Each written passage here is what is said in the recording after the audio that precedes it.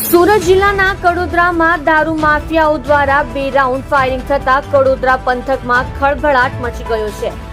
સુરત જિલ્લા કડોદરા પોલીસ સ્ટેશનની સામે 2 રાઉન્ડ ફાયરિંગ કરીને દારૂ માફિયાઓ ભાગી છૂટ્યા છે। ત્યારે આજે અસામાજિક તત્વો એટલો બધો પ્રચલિત થઈ ગયો છે કે પોલીસ સ્ટેશનની સામે પણ તેઓ ગંભીર ગુના કરતા ડરતા નથી।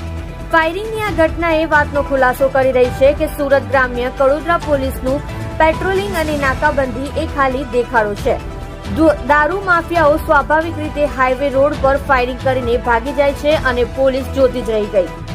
સુરતની ગ્રામ્ય પોલીસે ગેરકાયદેસર દારૂ માફિયાઓને મુક્તિ આપી હોવાના કારણે જ આવા ગેરકાયદેસર દારૂ માફિયાઓને આઝાદી મળી રહી છે, જેમાં ગેરકાયદેસર હથિયારો ધરાવનારા અને ફાયરિંગ કરનારાઓ પ્રવીણ વાસ્ફોડા, દુર્ગેશ યાદવ, તેજસ પર્સ ઓચી નામના કાર્તિક વાસ્ફોડા દ્વારા 2 રાઉન્ડ ફાયરિંગ કરતા રોહિત વાસ્ફોડાનું નામ સામે આવ્યું છે, જેમાં અત્યાર સુધી આ તમામ દારૂ માફિયા આરોપીઓ કડોદરા પોલીસની પકડથી દૂર છે।